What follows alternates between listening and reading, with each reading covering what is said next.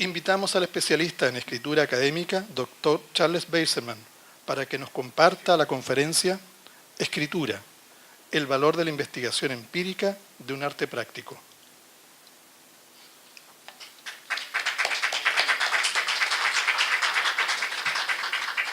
Gracias a la decana y a la profesora.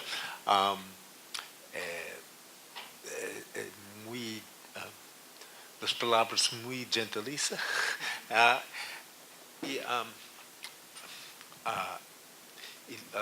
profesor dijo todos mis temas para ahora. Gracias. Antes necesito hablar sobre el juego de estudiantes. Gracias a todos para ir aquí. También los estudiantes tienen razón y tal vez cuando interesa después pueden ver grabado, pero es más importante para hacer ellas voces en esta manifestación. Bueno, okay. So my theme today is exactly on this question of why do we need research? Because when we are as educated people, we think we know how to write. Writing is something we have spent many years learning in school and in our daily practices. So we have a lot of practical knowledge. And we have practical knowledge of our hands, starting little children, which we no longer think about. We have a lot of practical knowledge about making choices in our mind, and we may not be aware and thinking about that. It's just when we sit down and write, this is what we do. We make objects out of words. We put the words together, and that's just what writing is to us. And we know we have to affect other people's minds. That's just what writing is.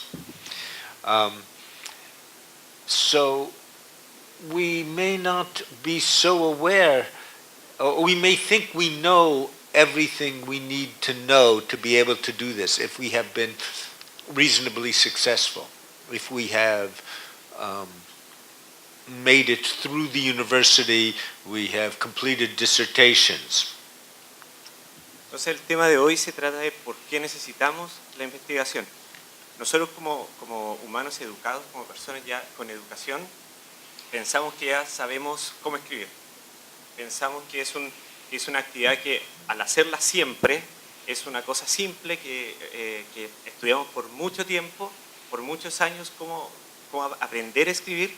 Sin embargo, hay más allá. No es solamente el poner objetos con tus palabras y hacer que las otras personas lo lean o te escuchen, sino que va más allá. And we also are aware, but not thinking a lot about, but we are also aware of the practical uses of writing, how it reaches other people's minds, how we create documents that will stay around for a while, that will travel, that will make decisions. We know this in a practical way. Y nosotros sabemos que la escritura tiene un significado práctico. Sabemos todo lo que significa esto desde un punto de vista práctico. So, as I talked about yesterday, it involves lots of practice over many years to learn these things. And we make some things automatic. And we also thank you. We have solved many problems over time. and so our skill has built as we've solved these many problems. We have some of these problems have been given to us by our teachers who set up tasks by which we've developed our practice. So we know many things. Sabemos muchas cosas. ¿Cómo aprendemos estas cosas? A través de todas las tareas, las dificultades que a través de nuestra vida hemos ido superando. Como las tareas que nos han entregado los profesores hacen que uno vaya aprendiendo cosas al ir superando estos desafíos. And when we are working with our texts, we pay attention to things like choosing the right word, not having too many words. If we are pretty skilled, we also listen to how do our sentences focus and what is the rhythm, what is the sound of our language, how do we move people's minds step by step. This is the craft of writing, how we reach the minds of our readers. How do we not distract them by false directions? Readers have not distract. So again, we know many things in a practical way as teachers, as writers. Bueno, sabemos, como decía recién, sabemos muchas cosas como escritores. Sabemos qué palabras elegir cuando estamos escribiendo. Ya a un nivel un poco más avanzado sabemos cómo usar el lenguaje de manera de proyectar lo que de verdad queremos decir, o no llevarlos por otro camino, sino que decir a través de las palabras, a través de la escritura, poder decir lo que de verdad queremos decir y lo que queremos que la otra persona entienda. And as writers, we also know in a practical way that we must be creative. We must discover what it is we want to say. We learn to listen to our internal voice. When we have new ideas, we are excited by it. We look to find ways to discover the muse, right, which will tell us what it is we want to say. We often get excited by the unknown as we discover in our words thoughts we never knew we had. We see where our texts lead and we're surprised by it and where logic leads us. We're excited when we find fresh ways to convey our message, when we reach audiences. So we know something in a practical way about creativity. Entonces, como escritores nos emociona encontrar, o ser creativos, nos emociona encontrar la musa, nos emociona saber que la audiencia entiende lo que uno quiere decir. So when we come to be teachers, we have all this practical knowledge and we think, well, we'll just share that with our students. The things we know about language, about the craft of writing, about logic, about the different forms of writing, about the challenges. How do we identify challenges? How do you listen to yourself? How do you discover meaning? Now, these are all important things which teachers of writing have tried to share with their students, and these are important, but it's not the whole story. Entonces, uno como profesor siempre intenta compartir lo que uno sabe, el conocimiento práctico, con sus propios estudiantes. La forma del texto, la inspiración, dónde encontrarla. Sin embargo, no es todo lo que existe. So, isn't this practical wisdom enough to share with our students? Why do we need research? Do we understand the full power? These are questions that maybe we don't understand so much just from our practical experience. Do we know all the purposes of writing? Or is our understanding of writing limited by the experiences we've had, and particularly the experiences in school? Do we understand the power of writing in the rest of society and the way it is valued or not valued throughout society? Do we know all the practices that go on in the different fields, like law and sciences? Or do we know only the practices of the writing classrooms which we've experienced? Do we even understand those things we are good at? Do we know everything we do, and are we aware of everything we do? Entonces, sabemos todo, entendemos todo lo que sabemos, todo el conocimiento que uno adquirió es suficiente para el futuro. La escritura va más allá. Nosotros sabemos sobre, no sé, sobre la escritura en el campo de las leyes, por ejemplo, de la biología. So, and also, do we understand our students? And how do students learn and develop as writers? We know ourselves, although we tend to forget our pasts. But are our students, do they all develop in exactly the same way we do?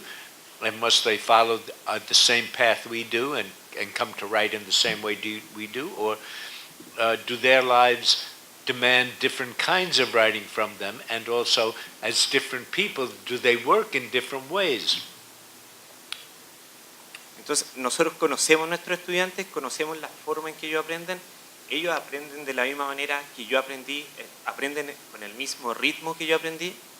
So and this is my real theme today, is what have we learned through research in the last few decades, really over the period of my career when research and writing has blossomed. What have we learned that gives us a different understanding of writing, and how has that affected me as a writer and as a teacher, and how has that affected my colleagues as writers and teachers? Entonces, en las últimas décadas, ¿qué hemos aprendido acerca de la investigación? ¿Qué es lo que se tiene que investigar? So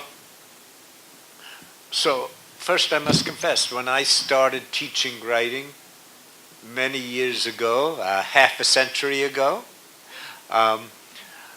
I had a good education. I was lucky. I went to good schools, and I went to very good universities, and we had lots of writing in all our courses. And I learned throughout the curriculum. And also I did a lot of writing outside of school in clubs and organizations and on my own. Other activities, so I was pretty skilled, and at each level I succeeded. I was challenged at each level, but I quickly learned what I needed at that level, and could produce the kind of writing that was expected and that was rewarded. Debo admitir que tuve suerte. Fui a buenas escuelas, fui a buenas universidades. Tenía la habilidad para escribir en cada etapa donde se me desafió, donde se me solicitó, se me requirió hacer algo. Yo lo hice con bastante habilidad. Se me daban las tareas, yo las hacía bastante bien. Tenía tiempo para escribir en mi propio tiempo. And so as part of that, I had learned to do a lot of work in my head. And although I might collect things and think about things for a while before I wrote them, when I actually went down to write, I could more or less write in a first draft.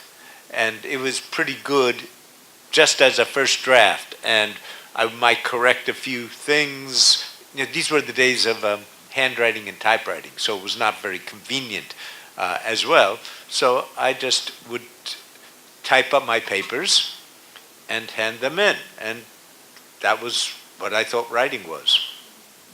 Entonces, como resultado de todo lo que se dijo con anterioridad, él tenía tiempo para pensar sobre lo que iba a escribir. De hecho, sus primeros borradores, él siempre escribía en un primer borrador. Escribía una vez, luego las correcciones eran mínimas y se entregaba inmediatamente el paper. No era necesario hacer más borradores. Además, en esos tiempos no era muy conveniente equivocarse ya por la máquina de escribir, por escribir a mano, entonces la edición era más difícil. And so when I started teaching with very young children, 6 years old, 8 years old, in inner city, in very tough neighborhoods, poor neighborhoods. And well, I was very motivated, but I thought all I needed to do was share my secrets, which I got from an elite education, from a middle-class life, and I will just share the secrets, and everything would be beautiful. Cuando él comenzó a enseñar, comenzó con niños más pequeños de 6, 7 años en escuelas que se encontraban en zonas marginales, en zonas muy complicadas, en vecindarios que eran muy, muy peligrosos, y él lo que pensaba que era bastante simple, él solamente tenía que compartir lo que sabía, compartir lo que había aprendido en estas universidades de elite, en estas universidades de calidad. And same thing when I started teaching at a university. So I wanted students to discover their meanings, which I knew was important, and I wanted to receive their meanings, and of course I wanted them to be able to meet the standards, but I didn't think it was. I didn't understand how different my students were from me. I thought they were very much like me. And also I thought that some things that were thought were easy because I had done them so long and I had seen so many variations of them and such wide experience, I thought these things would be easy to understand. Entonces yo lo que siempre pensé era que mis estudiantes eran como yo, que iban a cumplir con los requerimientos que yo les solicitaba porque eran como yo.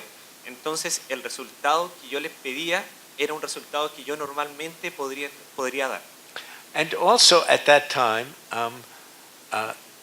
not just myself, but other people seemed to share the view that, well, good writing was good writing. There were some people who knew it better than others, but not that it was so many different things. It was, we hadn't thought about it, the great variety of writing. And we also were very influenced by certain cultural models, largely from literature, about the great writers, and somehow good writing was somehow becoming like the great writers. Además, en ese entonces existía una influencia que era de estos grandes escritores. Entonces, lo que se hacía, todos los resultados tenían que estar basados o tenían que ser similares a lo que estos grandes escritores habían hecho antes. And also, with the standards and expectations of school, again, we hadn't thought a lot about that, but we took those as the definition of good writing was just meeting the expectations without even being aware that it was just one dialect of language, and people might speak other dialects and that would create difficulties. Entonces, lo que era la escritura no habían muchos estándares de escritura en ese entonces. Entonces, la escritura era buena porque sí. Entonces, los estudiantes solamente escribían. No había como un pensamiento más allá de eso. So when I went into my classrooms and I started to say, oh, these students are not like me. It's not that we were all human beings and they had sentiments and minds, and so I don't mean in that way, but their experiences were so different, their opportunities to learn, their ideas of what was involved in literacy were so different. The moment I started paying attention to them, I said, oh, I cannot assume they are exactly like me and will learn in exactly the same way and will see things as I see them. And I also, as I paid attention to them, I said, well, they've had very interesting language experiences, but different ones from me. And the uses of language in their lives are a little bit different than the ones I've experienced, and in some ways there were richer experiences. So I need to learn more about that as well. And I start to see that learning was complicated and very tied to emotions, how people felt about things. So it dawned on me that maybe, and to many of my colleagues at that time, that we didn't understand a lot about writing. Entonces llegó un momento en que me di cuenta en que los estudiantes no eran igual que yo. Obviamente en las partes eran seres humanos, compartíamos cosas obvias, pero me di cuenta que las experiencias que ellos tenían eran muy diferentes. La forma en que ellos escribían eran muy diferentes. De hecho, muchas de sus experiencias incluso eran más ricas de la experiencia que él había tenido antes. Entonces ahí se empezó a dar cuenta que la escritura era más allá que solamente eso.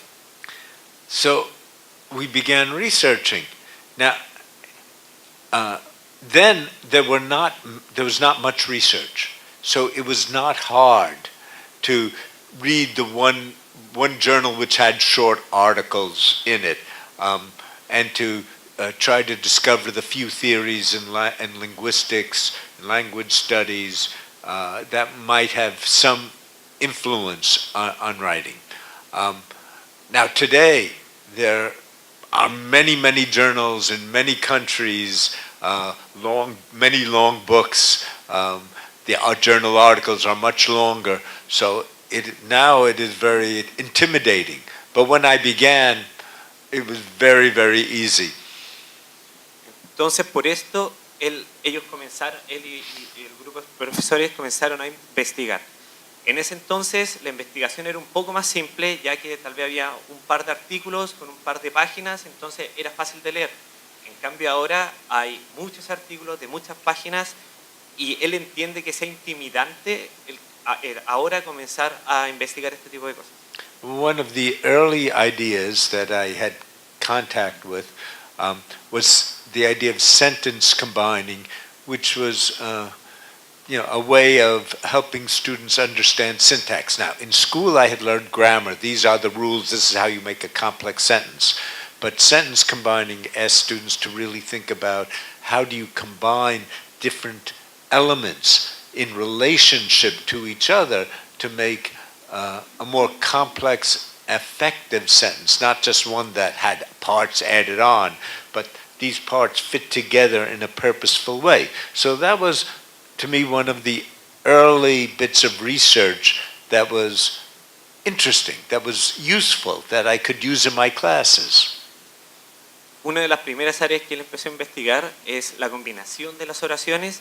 Él dice que él aprendió lo que es la gramática del inglés.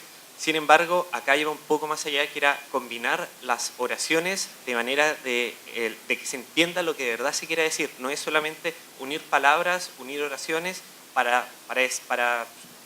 solamente hacer eso, sino que combinar oraciones para expresar algo más. So that was beginning, just my first year of teaching was 1968, exactly 50 years ago, and that was starting just about then.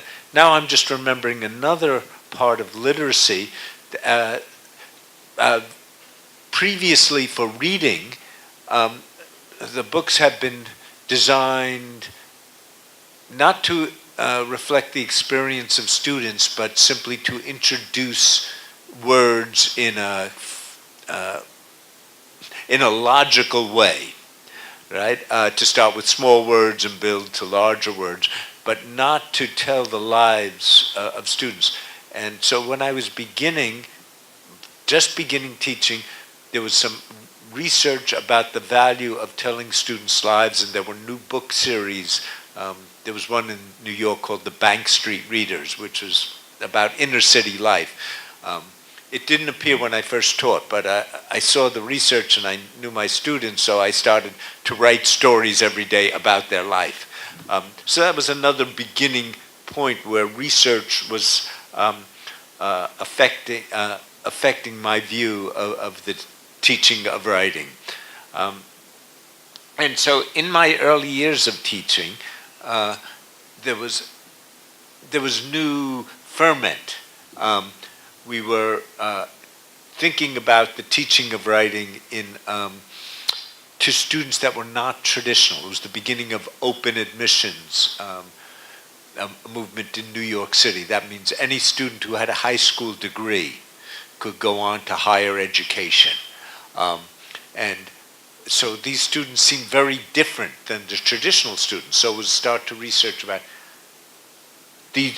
how did these students go about what they did?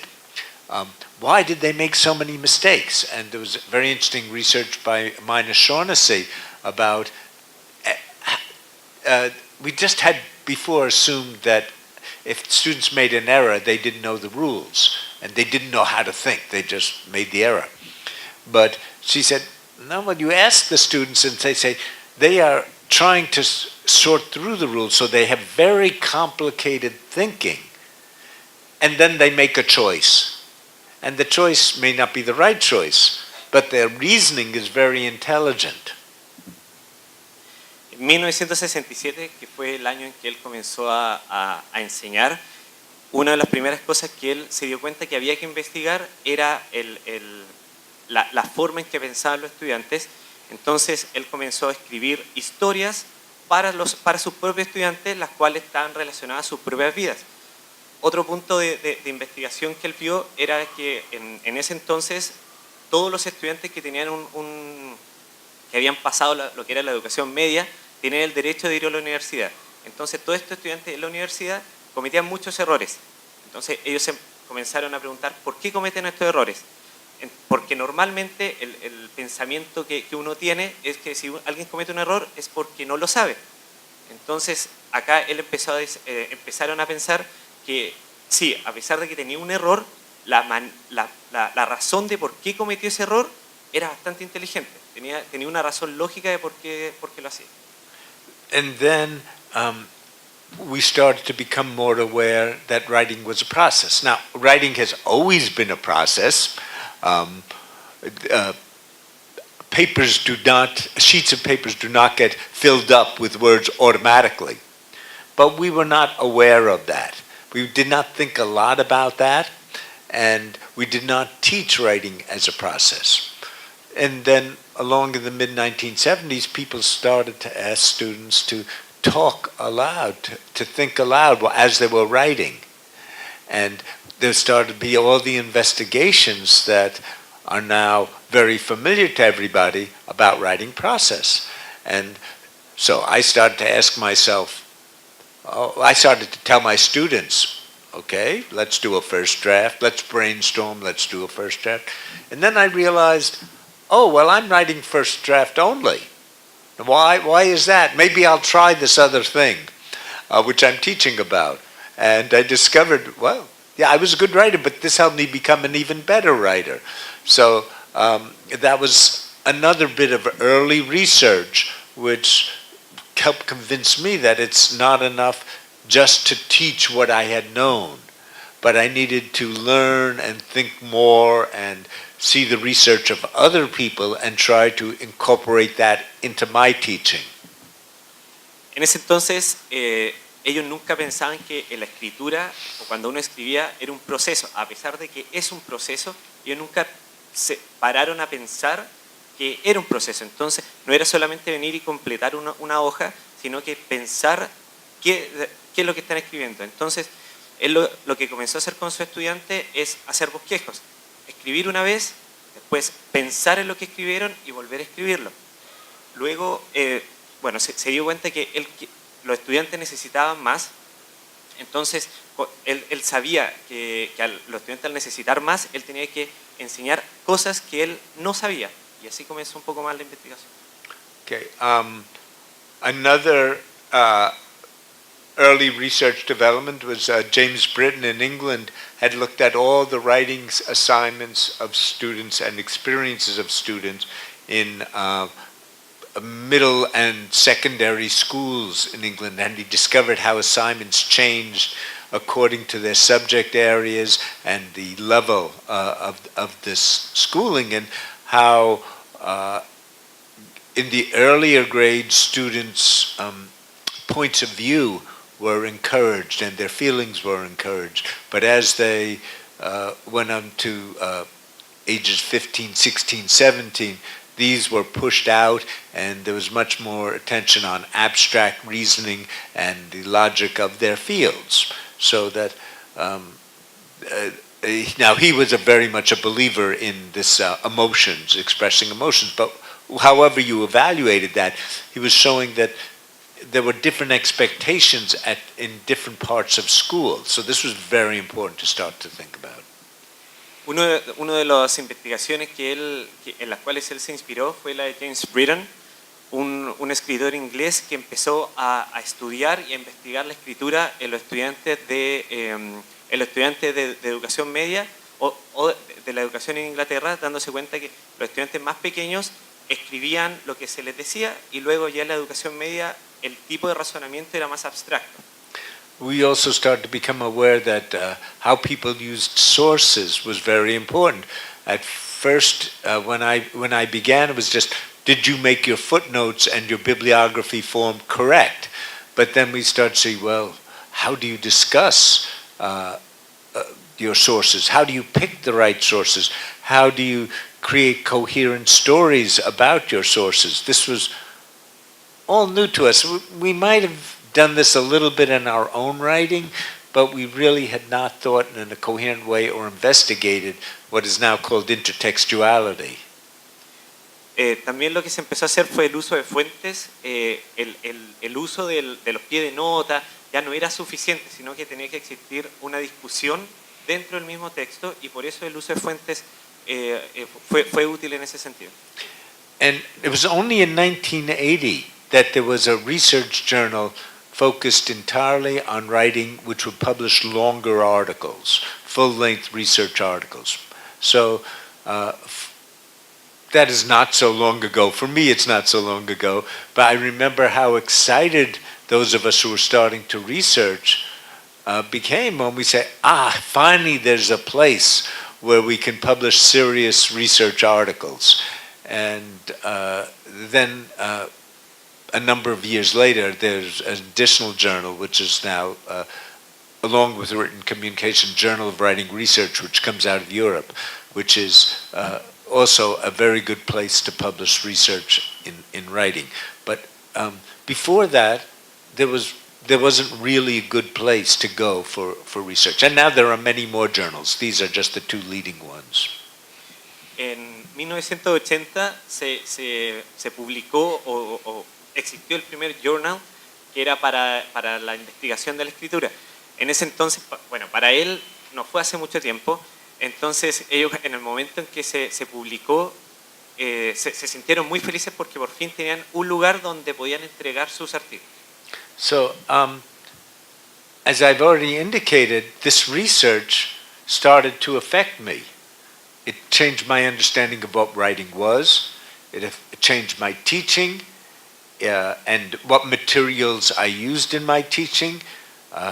It helped me direct my own research, and it also changed my own view of my own writing. And then it started to open up new questions about writing. So the more we discovered new things, the more we discovered things we didn't know and needed to investigate. And it's in a way, it's been a very lucky field to enter at this time because it's a field which is opening up. So there are many, many things to discover, many things to work on, and it is still expanding. So I hope you don't get discouraged by the story I'm telling about all the things that have been discovered, because there's still so many wonderful things to look for. Entonces, como ya lo mencionó, la investigación tuvo un gran impacto en lo que fue la enseñanza de la escritura. Empezó a modificar el tipo de material que enseñaba, incluso cambió la forma en que él escribía. Así que, por favor, no se sientan desalentados o desanimados, porque a medida que uno empieza a investigar, uno va a empezar a descubrir cosas nuevas de uno mismo y de la misma enseñanza que uno realiza.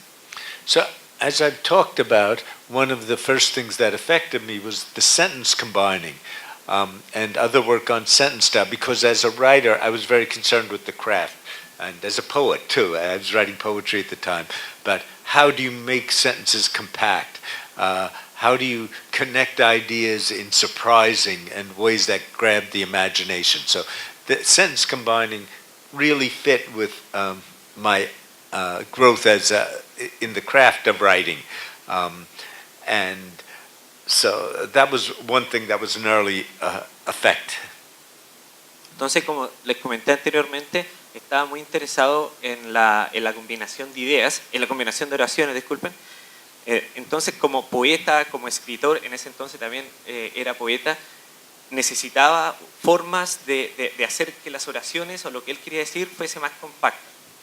Okay, then another area that again I started to talk about was that our discovery of the students, of the non-traditional students, began to open my ideas that, oh yes, that there's often a lot of thought that goes into and a lot of doubts and concerns that go into even what look to us like bad decisions, right? So how can we work with the thinking of the students to help them make more effective decisions?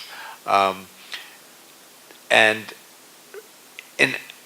that also made us ask, are all the standard decisions we're expecting, do they all make sense? Are they rational, or are they just class-based or race-based or dialect-based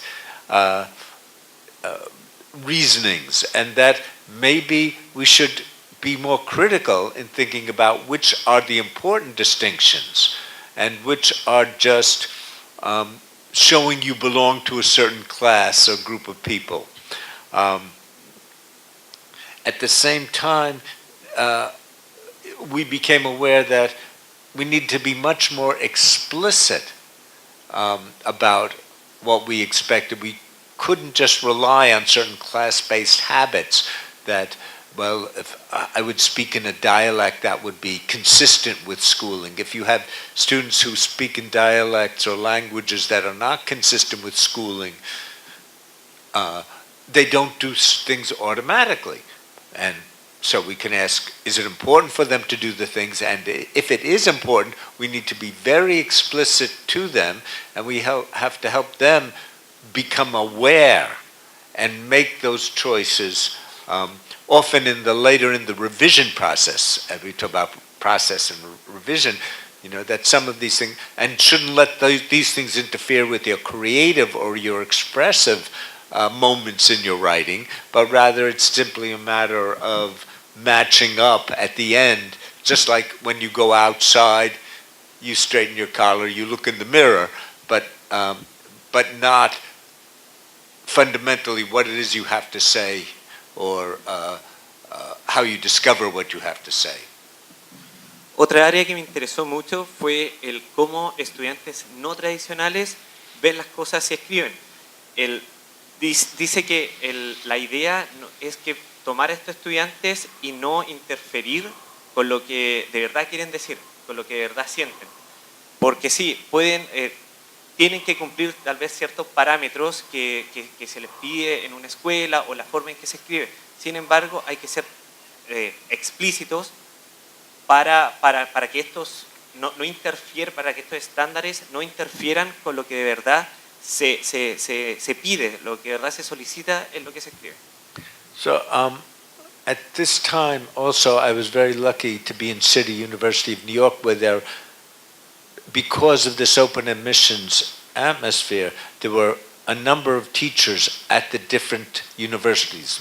They were all in different parts of New York City, but we had a metro, we had a subway, and we could all meet together. And so we had research study groups of maybe 15 people from different campuses of our system. So we had an intensity of discussion. También dice que tuvo mucha suerte porque donde él estudiaba en Nueva York, entonces existían muchos campus alrededor, dándole la oportunidad de tener reuniones más seguido y hacer un grupo de estudio que valga la redundancia, estudiar las diferentes experiencias que todas las personas o que todos los profesores estaban teniendo.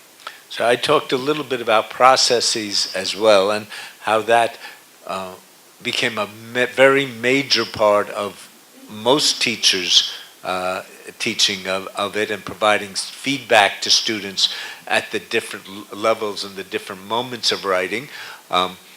There were some difficulties because it became kind of automatic. Oh, there were these 5 parts, the 5 processes, and you had to go through them in this order. Many of us gave a criticism of that, saying no, different kinds of writing are different people also had different processes, so that you needed to really, rather than think about the writing process, you need to think about what process was appropriate for which person in which situation. So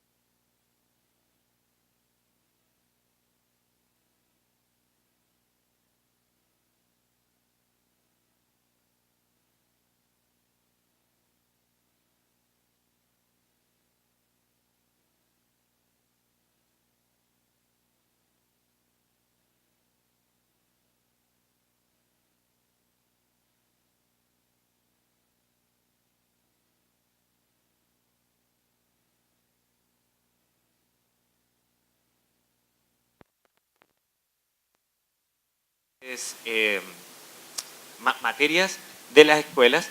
Entonces él se empezó a dar cuenta que todos los trabajos eran en respuesta a la lectura. a la lectura de algo, o tenían que hacer una comprensión lectora de algún libro, o tenían que criticar algo, pero todo estaba relacionado a la lectura. So, you know, if you think, as we all thought a while ago, that writing was just about expressing your ideas, you didn't have to pay attention to reading.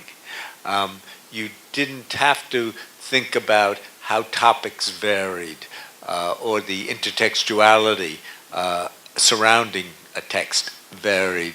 You would only have to work with students coming to their expression. But then if you saw that developing their ideas was in that context of intertextuality, well then writing about reading became essential group of skills, and that became a center of a pedagogy that I developed in a book called The Informed Writer. It is, I have most of my publications, I should say, and my website they're now all digital and for free, except for the few publishers don't allow me to do couple of them, but almost all of them. And so this early textbook is there, and that develops a pedagogy about how do you describe what other people have said, how do you respond, what do you think about it, how do you criticize it, how do you synthesize, how do you build upon syntheses and add to your own investigations that carry those forward.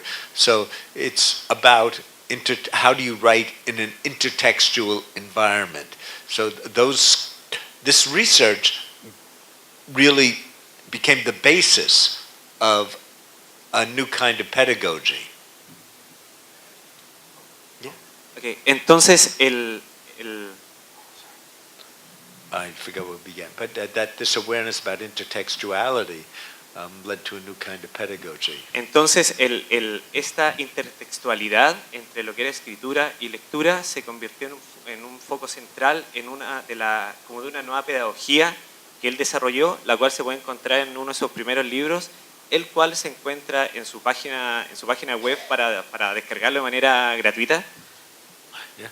So and also I started to become engaged with and encourage other people to become engaged with studies of how intertextuality works in different fields and with different authors.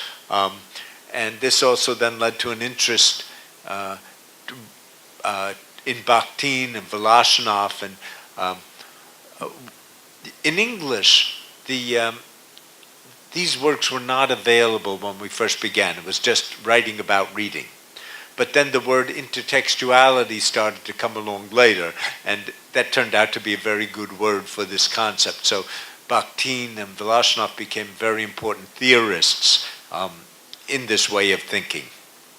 Entonces la intertextualidad se convirtió en un punto de conversación entre los diferentes profesores sobre cómo se creaban o cómo compartían las mismas experiencias en diferentes áreas. So again, I'm just trying to give a sense of how, as we learn things, it changes our view of writing and what it is that we need to do as writers and pay attention to, and what it is we can help our students pay attention to, and how we can help our students pay attention to these things, so that the research really is practical. Even when, for example, I was looking at the history of academic writing and scientific writing. I was looking at articles that were 300 years old in the first scientific journals, right? So 400 years old, so 350 years old. So it looks like it's very strange, arcane research, but actually it was still motivated by trying to understand how do the fields in which students write develop, and what is the knowledge and practices of those fields, right? So all these questions are driven by, ultimately, what is it to write? How can we help people write better? Se comenzó una investigación de libros de cerca de 350 o 400 años, entonces uno puede pensar, son libros bastante antiguos, bastante arcaicos, pero sin embargo estos libros compartían cosas similares que él pensaba que era el cómo hacer que el estudiante o la persona que escribiera o expresara lo que sentía. So now we are getting to the various researches in writing across the curriculum. How did writing develop in these different areas? And how does that embody the activity and the ways of thinking of those disciplinary areas? And that has become a very wide area of study of academic genres. And there are many approaches to that, but all of them have helped illuminate the differences of writing and how we can help students engage in different disciplines, in the different kinds of writing in those disciplines. Entonces esto llevó a la escritura en diferentes áreas, en cómo se escribe en diferentes áreas, qué se requiere para escribir en estas diferentes áreas. Next. And as I was suggesting, that these forms not only have a different presence right now, but they have histories. They are constantly changing. And so when you start to look at that, you say, well, how are these organized as communities? How have they changed through history? How are they continuing to change? Are there sociological and anthropological principles and social-psychological principles that help us understand the dynamics of change? And so that has led to a whole different kind of lines of research, which also, interestingly, once you understand that not just things have changed historically, but they are continuing to change, and you have some sense of the principles by which they change, we can respond now better to the changes that new technology and new forms of social organization, social communication are changing. So it's not just, what's going on here?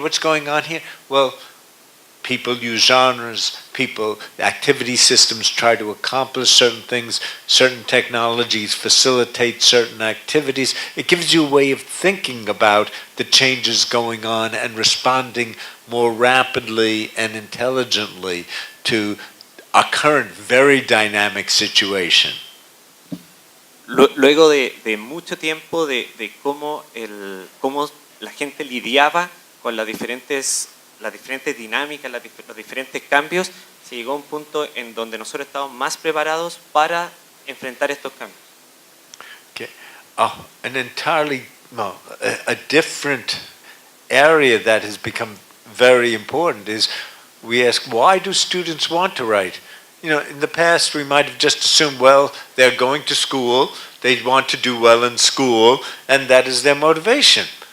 But the more we understand that students have different motivations, and writing is such hard work that we need, in order to engage in that learning, you have to be very motivated and find the writing meaningful, something you want to do. That was something, again, I was lucky at early age. I was highly motivated, and a few of my friends were highly motivated, but for many of the other students in my classes, it was just something you do in school, right? So how do we engage students more fundamentally? And in education, there's a lot of motivation research, and specifically with respect to writing is how writing accomplishes things for people. How do people perceive what writing will do for them?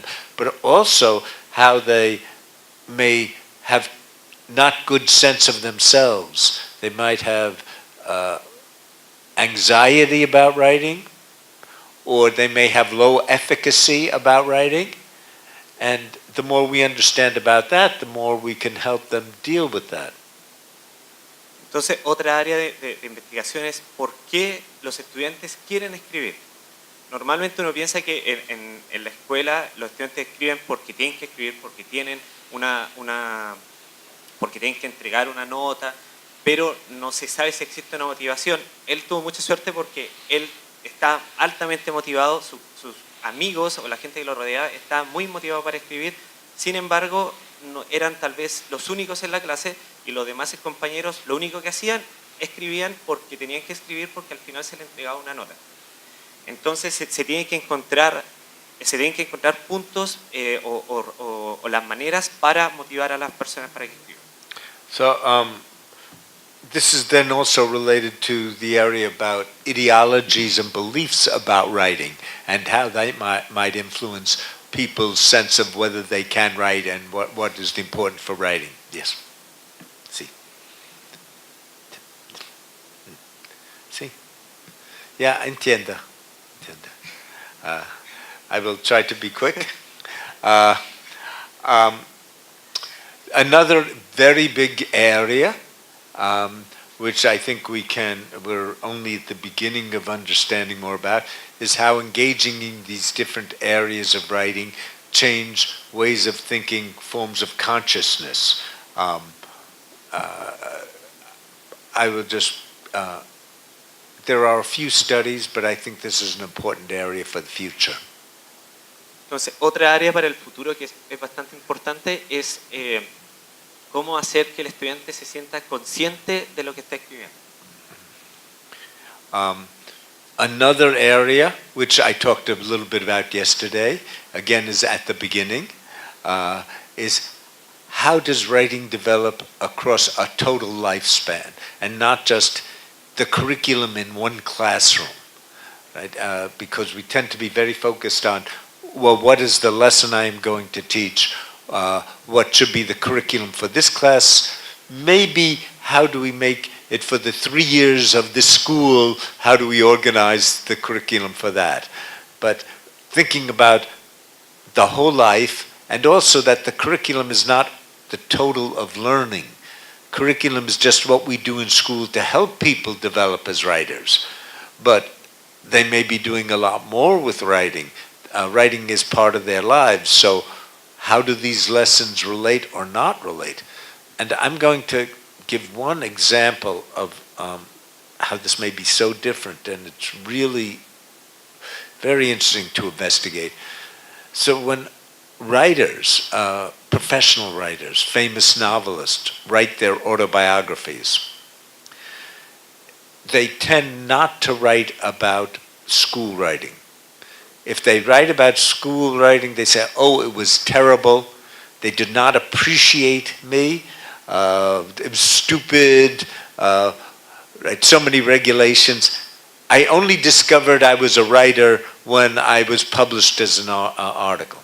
Now, they've forgotten all these little details about writing that they must have learned in school.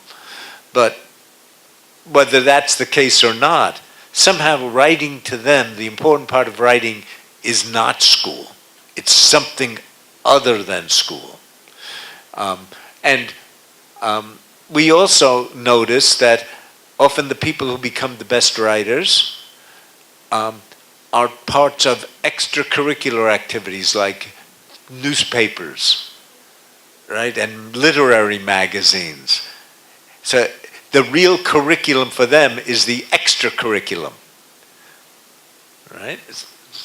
Entonces, otra área de investigación que de hecho se conversó ayer es que la escritura no es un proceso que se hace por etapas, sino que un proceso completo que se hace a través de toda la vida, que uno normalmente por etapas va cumpliendo un currículum de escritura y uno tiene que cumplir los estándares que este currículum te solicita. Sin embargo, la escritura se realiza a lo largo de todo el proceso. De hecho, los escritores muchas veces no se sienten escritores recién al momento en que se les publica el libro. Pero el proceso antes de eso siempre no es un proceso por punto, por estaciones, sino que es un proceso más completo. Now, the point of this is not that the curriculum is wrong. It may be right, it may be wrong, but the point of it is that learning to write is much more than the curriculum. Y el punto acá importante es que el currículum, no es que esté equivocado el currículum, sino que la escritura va más allá de lo que solicita el currículum. So there are now several groups. As I mentioned yesterday, we had a certain group of older, more established researchers who are discussing, but now there are groups of younger researchers who have more of a future in their lives to be able to follow students or follow writers through more years. So this is an area that is continuing to grow and we will learn more about. Lo bueno es que la comunidad de investigadores ha crecido. Ahora existen investigadores más jóvenes que pueden seguir estudiando el trabajo de los estudiantes. Now I'm just going to mention a few more topics which are important and changing our views of writing and changing our practice of teaching writing. And of course, collaboration and feedback. Both are very important in how people grow as writers. There is substantial research on those, but they also, there's a lot more to learn about how these work and how they expand the students' perceptions and the various perspectives they can get on their writing, extend their knowledge, so they're not just locked in themselves dealing with these tasks, but they are getting support from many directions. And even how to cooperate well within collaborative tasks. They're very complicated social interactions, and there are many skills in learning to collaborate effectively. And again, we're just starting to define some of them, and some of them we don't even know that we don't know about. Digital technologies are changing things rapidly. There's a lot of research on them, but I have to say there's one limitation I'd like to get people to think more about. A lot of the study of digital technologies are just trying to catch up to the latest discovery or the latest invention, the newest technology, and how are people using it. And that's a losing game because there will always be new technologies.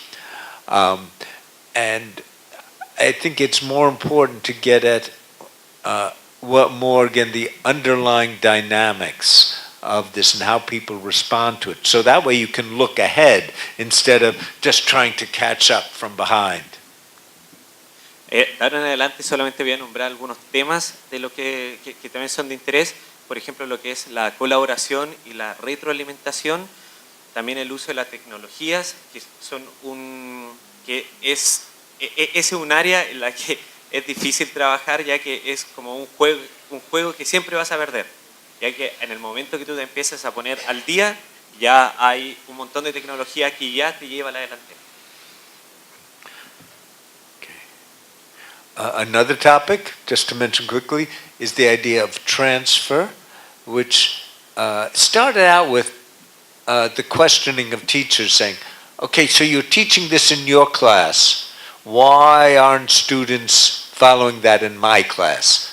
What do they care? But it turns out this is a much more complicated thing. It's not simply you put something in their backpack and they carry it to the next class. The situations change. People have to think about how there is transfer and what it is they are working with, how it applies in the new situation. Exactly what is this movement? How do you carry it out? So people are starting to try and understand this concept more, and there's, in the last 10 years, I think there's started to be some more interesting research, but again, a lot to learn about this. Otro tópico importante es la transferencia, que no es tan simple como, no sé, poner tal vez un cuaderno en una mochila y llevarlo para la siguiente clase y aplicar lo mismo que se aprendió en la clase anterior en la siguiente clase. No es tan simple, se tiene que investigar cómo se puede lograr esa transferencia. Okay. So another area which in the early years actually there was some work on it, which was invention, creativity, because, well, this was the 1960s and 70s, so everything was about meditation and looking in yourself, right? But, so there was some work then, but that went out of style. And we have not found good ways to start investigating this process of individual expression, meaning, discovery, creativity. And so this is an area that I think we need to go back to. Una área que no se ha investigado mucho es el área del autoconocimiento. En los años que él comenzó a investigar, el tipo de autoconocimiento que era como más ligado a la parte espiritual, pero no a la parte de por qué uno escribe y qué es lo que uno escribe. And now one part of this that ties into more psychological studies is that one area in psychology which has actually been important, I didn't mention before, is this question of cognitive load. What is on your working memory? What is in the front of your mind? What is taking up your attention versus what gets pushed away? So little children, all their mind is on how do you move your finger to make the letter, right? And if your mind is filled with questions of grammar or spelling, you do not have your mind open to work on some deeper problem of organization or discovery of meaning. So I think the questions of cognitive load and allocation of cognitive resources, this is the way psychologists talk about it, is also related to then how much is left to enter into really fundamental discovery of ideas, associating new ideas, discovering new approaches to your subject. Otro tópico importante es la carga cognitiva de cada persona, es qué tanto espacio le deja uno a lo que se está escribiendo. Por ejemplo, un niño pequeño pone toda su concentración, el 100% de su concentración en cómo tomar un lápiz, por ejemplo. Luego otra persona más avanzada tiene la cabeza llena de todas las reglas gramaticales, entonces no le deja espacio a lo que pensar o qué escribir. Entonces para él es importante entender o investigar cuál es el porcentaje que se necesita para, o cuánto se necesita para saber lo que uno está escribiendo. Okay. This next slide I could talk about for many hours, but I will just mention the idea now, is that in doing research, there are many seemingly obvious questions, but they don't tell us much. And and we need to find always the deeper questions. So like when I started working in scientific writing, people say, oh, first person, you cannot use the first person. And so there are millions of studies about, do scientists use the first person? Of course they use the first person. They use it in certain roles, but it's that research doesn't get us very far, right? And it's wasting time to repeat those studies to discover the obvious, right? But what is that? Maybe behind that is the question, well, what are the roles of the scientist and how are they expressing their identities through their work? That's a little bit deeper question. Another question is people saying, oh, we spend so much time giving feedback, there must be a perfect way to write to what we should put in the margins of the student papers. They're looking for an easy magic solution rather than looking at more fundamental processes of how is trust and motivation and attention being built through the interaction of feedback, right? So we have to avoid the question that seems obvious to us but actually doesn't tell us anything. Otro tema, el que se va a ver ahora, él podría hablar por 30 minutos, sin embargo acá lo va a mencionar de manera rápida, que es evitar las preguntas que tienen respuestas muy obvias. Él dice que cuando comenzó a estudiar, a investigar, existían muchos estudios sobre si el científico o el investigador tenía que usar la primera persona. Entonces, esas para él son preguntas que son demasiado obvias. ¿Por qué no se investiga la motivación del estudiante? ¿O qué es lo que se tiene que escribir? ¿O la confianza que crea el feedback, la retroalimentación del profesor? So this next slide also can be whole courses worth. And this is really about methodology. How do you take the practical questions and turn them into research questions. I will leave that to your classes of methodology, but it is always interesting to see what is the connection between a practical question and a research question. Even as I said, sometimes the research seems to be something very abstract or very distant. If you understand that connection, you can see the practical consequences of that research. Otro punto otro tema que también él podría demorarse un curso entero en enseñar es el cómo las preguntas prácticas o cómo pasar de una pregunta práctica a lo que es ya la investigación. So now I'm to the last two slides. We are coming to the end, and the main point is what has research done? Well, it has changed our view of what writing is by giving us deeper frames to perceive writing through, more complex lenses, and we become more careful about what we know and what we don't know, rather than assuming we know everything. And this is true of me too. At the beginning I thought I knew, but every day I become more cautious about what do I have the evidence of, what don't I have the evidence of, what is based just on my folk theory. Okay, and in where I have to take action, I try to find out what it is we know, and I try to give students useful information, not assume I know who they are and how they are working. I am very careful to inquire into how they are perceiving things, because one thing I've learned, that writing is so tied to phenomenology, that is the perceptions of people. It is actions carried out by people in how they see the world, and how they understand writing, how they understand other people's worlds. So you always must find out about what world they are in. I mean, we're all in the same material world, but we're in very different mental worlds and different social worlds.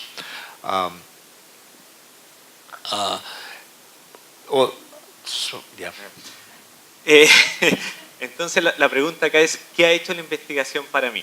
Bueno, para él, disculpe. La investigación lo ha hecho dudar de las cosas que él piensa saber. La investigación ha hecho que él piense más allá y que no solamente sea lo obvio. También ha llevado a que él haga que sus propios estudiantes vean las cosas de manera diferente, porque él entiende de que todos vivimos en este mundo físico. Sin embargo, cada persona tiene su propio mundo mental. Entonces él ve o intenta, ha investigado para que el estudiante sea capaz de poder ver más allá. So also part of this transformed understanding is that because there's so much what people perceive, and people will learn based on what they think is useful, they will incorporate what they think is useful, is that try to locate the point of need in student writing, and you make available what they need at that point. And the same information, if presented when it is not at the point of the need, will not be paid attention to. But if you give it at the right time and the right place, it can be very useful. Entonces, cuando uno entrega información al estudiante, el estudiante tal vez, si se entrega en un contexto equivocado o en un contexto en el cual el estudiante no siente interés, la información va a pasar. En cambio, si uno elige cuándo entregar la información en el preciso momento y la información correcta, el estudiante la va a poder internalizar de mejor manera. So, finally, good, you have it animated, great. So, the two big questions of today is, how have I changed as a writer over the last 50 years because of the research, and how have I changed as a teacher? And how has my colleagues changed as well, the field changed? And I'm telling the story a little bit too because, as mentioned, I think in Chile, research is just beginning. So you are starting this path of going beyond the traditional beliefs about writing to enter into what is really writing and writing development all about. So it's quite simple that, next slide, we know more. And we see ourselves, next one, more differently depending on what we have learned. And we see writers as different from each other. And we see our students, next one, as more as different from ourselves and from each other.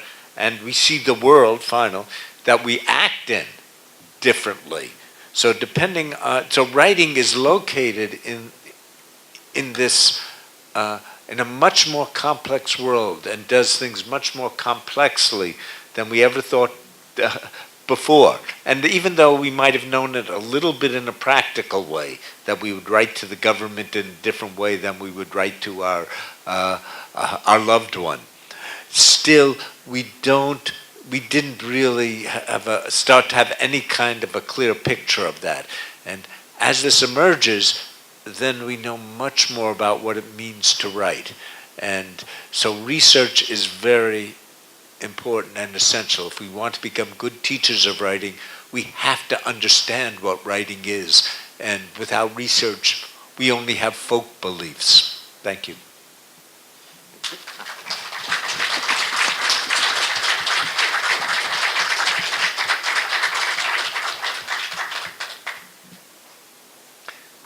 Preguntas?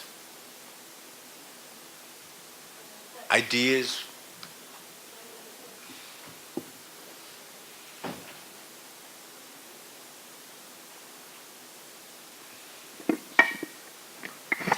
Reactions? Crazy. What would you like to see research about? What is it that you feel you would like to know more about and set agendas for your own research? Tal vez qué tipo de investigaciones les gustaría realizar, en qué tipo de agenda les gustaría realizar una investigación.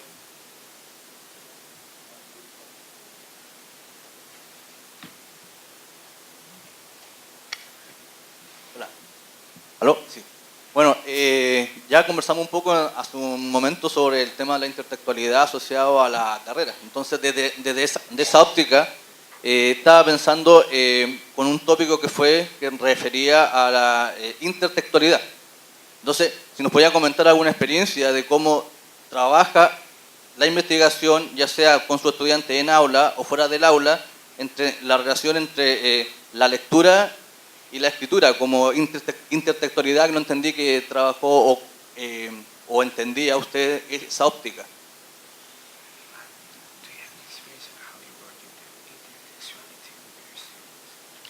Yeah. I'm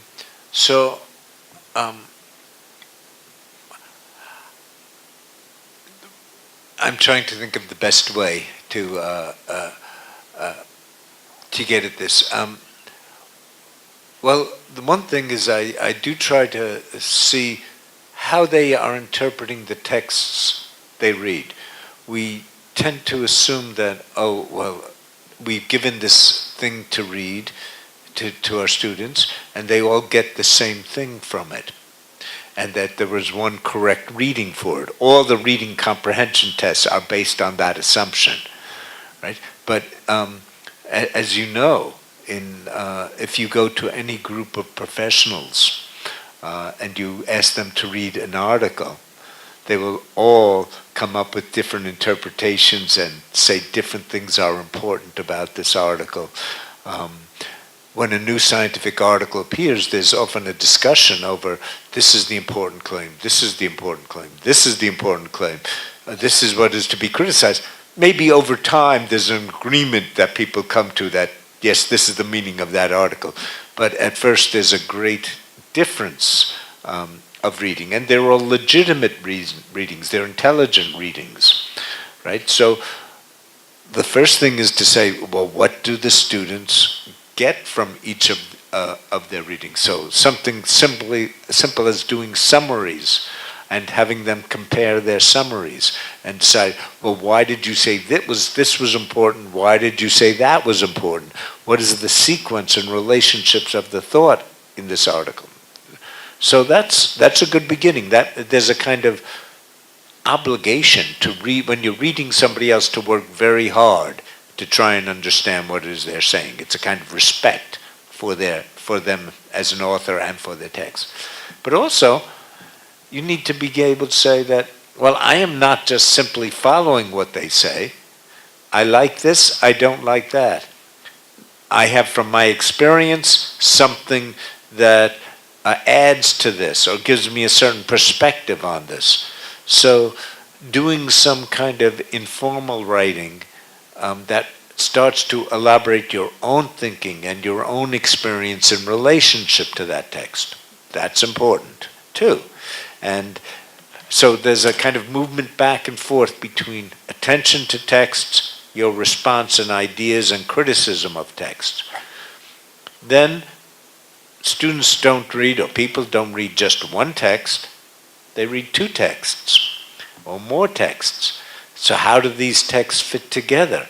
So you get to various kinds of synthesis activities.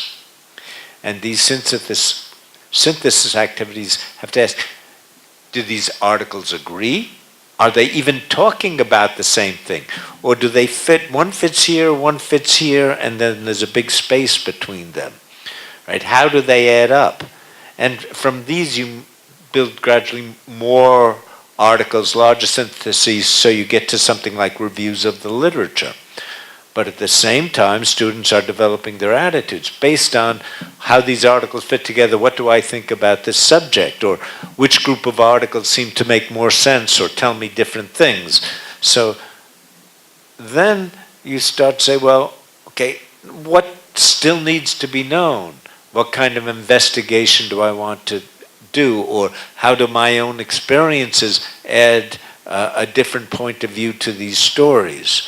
So this is an academic context, but also this very similar things that would go on, let's say in businesses or in law.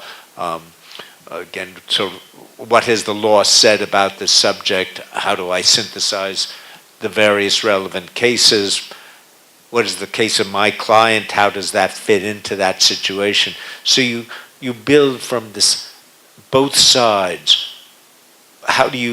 What are they saying? How do I position myself in relation to what they are saying? So that's the basic scheme. But there are many variations depending on the particulars of your students and your subject matter.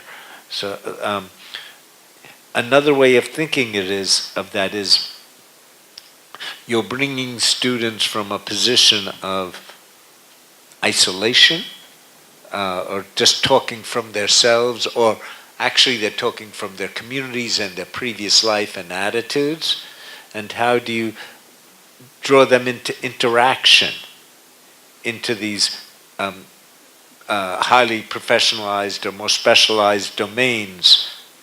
So there are also domains which are, let's say, less professionalized, but also intertextual too. So if you are concerned with them, how do you bring people into being aware of everything people is saying, respecting what people are saying, but also positioning yourself, whether it's positioning yourself as an arguer or as an objective observer, as a reporter. These are all kinds of questions you want them to be able to resolve, so they know what they're going to say and how they're going to use what other people are saying for their own purposes. Is that too abstract, or is that... Él lo que dice que lo primero que uno tiene que hacer es inferir lo que el estudiante puede decir. Porque lo que normalmente uno hace es tener un texto, entregárselo al estudiante y pensar lo que ya el estudiante va a decir. Va a haber una comprensión lectora, pero siempre se tiene que crear una interrelación entre lo que el texto dice y la respuesta que el estudiante tiene sobre el mismo texto. Entonces dice que tal vez como primer paso hacer resúmenes Es muy bueno, pero un resumen más personal, tal vez hasta una escritura informal, donde el estudiante entregue su postura de acuerdo a lo que está leyendo.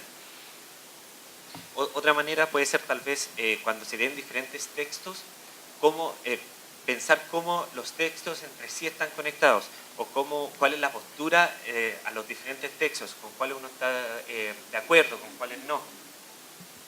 Sí, estaba pensando, claro, en el diálogo que hay entre los textos, entre comillas. Y respondiendo a la pregunta, o sea, ¿qué investigaría? Yo investigaría cómo los estudiantes evalúan sus textos. Entonces, desde esa lógica me interesa porque a veces con los estudiantes uno ve que tienen una lógica en relación a cómo hice el trabajo, si cumplí con las instrucciones del trabajo, y no en si el texto responde al texto o la intención del texto. Entonces, con la norma, claro.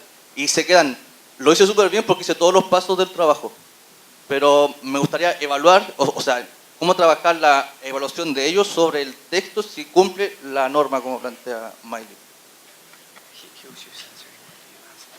Yeah.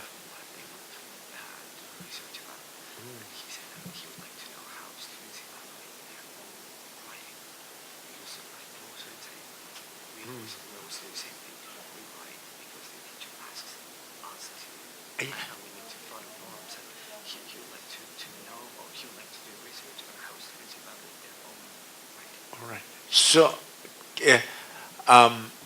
so you'd like to do this? That's very important, and I think also as students become more engaged in intertextual fields, they can start to understand the criteria, what counts as a good argument or a statement of value in that field, and what are the expectations you have to meet to say something valuable. So this, then they start to reflect on their own writing about whether they will be successful in that field, what expectations they need to meet. So, but it's yet to be discovered. Entonces, era lo que decía, que a medida que los estudiantes trabajan esta intertextualidad, el estudiante se vuelven más conscientes de lo que están escribiendo, de los parámetros que se tienen que cumplir, y de esta manera el estudiante puede empezar a evaluar lo que de verdad está escribiendo. Pero hay ciertas cosas que aún necesitan ser descubiertas. Yes, please.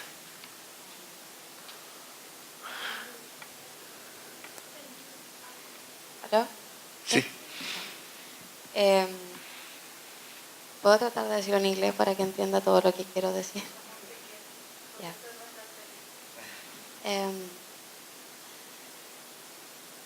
Hello, my name is Paula. I'm a student here. Well, something that I really care and I want to investigate about that is that I'm kind of in love of what happened in the head of the students when they read, when they write, when they talk, everything that have to be with language. But something that, and I really love the neurologic way of studying that. But something that is not biologic or biologic is the motivation. I don't know if you understand what I'm saying, but how you can study, cómo puede estudiar the motivation of the students, because it's something so every student have a different motivation. Yes. And how you can study that and how you can have results in your experience, how you can know what can make the student write and can make the student want to learn about reading, about different things. Yeah, I think the principle I go by, well, you have to learn more about your students, and what is important to them, and connect the activities, the learning activities you want them to engage in, to what is important to them. So the phrase I use is, I need to learn where they live, right? Where their spirit is heading, what is important in their lives, and so to me that's the heart of motivation. But it would be very interesting to learn more about that, and I could imagine there are various ways to investigate that. One is simply discussing with students about their writing and what has been the most important writing, what has been most motivating to them, what did they learn from different tasks. Another would be a kind of action dialogue to see the effect of talking with students and then adjusting your assignments based on what it is the students are saying. This is a process that I often do, but I never documented it, and to try and understand exactly what this process is. So there are other ways, I think, of trying to get at that, but they all involve somehow engaging with the students to find out what is meaningful for them and the relationship of what they are being asked to do or what they are doing on their own. There is an area called self-sponsored writing, that is writing that students choose to do themselves, and what do they learn from that kind of writing. So that's another way to get at this question of motivation. Yeah, so how would you go about doing this research? ¿Sigo en inglés? Yeah. Lo que dice el profesor es que primero él sigue siempre cuál es su dicho, que es que tú tienes que conocer al estudiante. Siempre usa la frase que tienes que saber dónde vive el estudiante. Te tienes que meter en la cabeza del estudiante, qué lo motiva, cómo es, cuáles son las características que él tiene para conocer al estudiante. Una vez que ya que empieza a conocer al estudiante, puedes empezar a hacer la escritura que vaya dirigida a lo que el estudiante, a lo que motiva al estudiante, a lo que quiere el estudiante.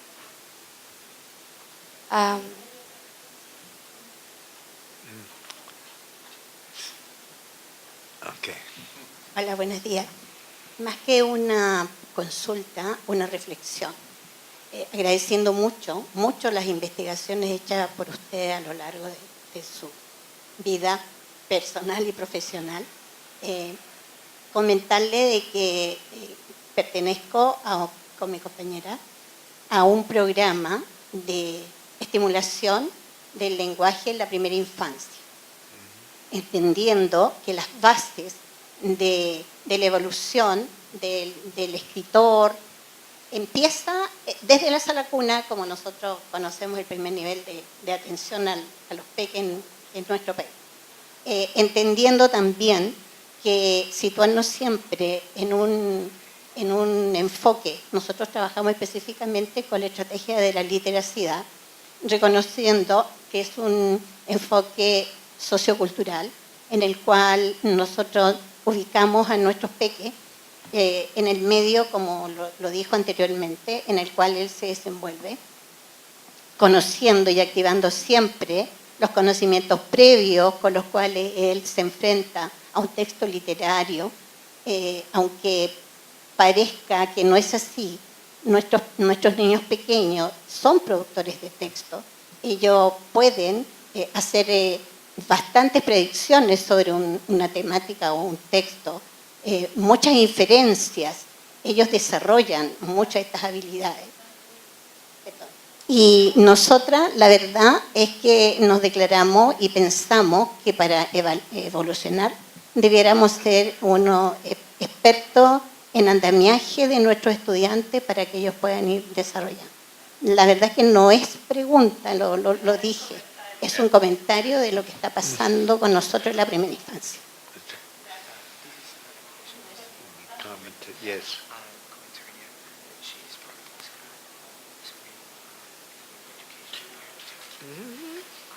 Agradecemos a los asistentes. Ya.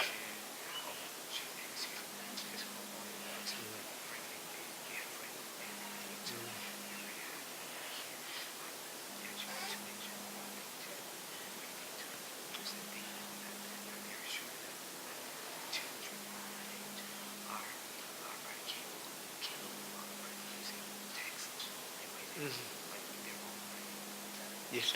So I would just like to add, I think some of the best research on development of writing has been with early childhood and emergent literacy, because you have the opportunity to see children from all dimensions and to follow them for a while, and also they are learning the most fundamental things about writing at that point. So the question, they're very motivated, and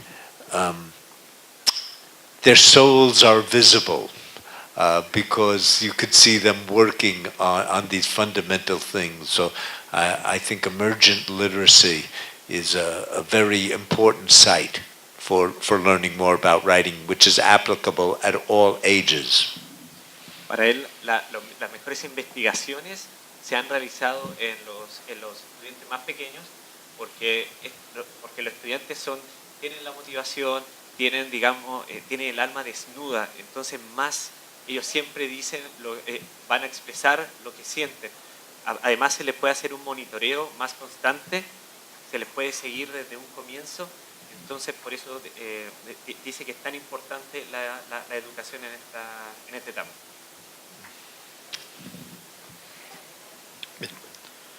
Agradecemos a los asistentes el interés y el diálogo enriquecedor generando en torno al valor de la escritura y los procesos de enseñanza. La decana de la Facultad de Educación, doctora Mitzi Benítez Vega, hace entrega de un reconocimiento al doctor Charles Bazeman como símbolo del compromiso que tiene la Universidad de Antofagasta con la enseñanza de la escritura y su importancia en la educación superior.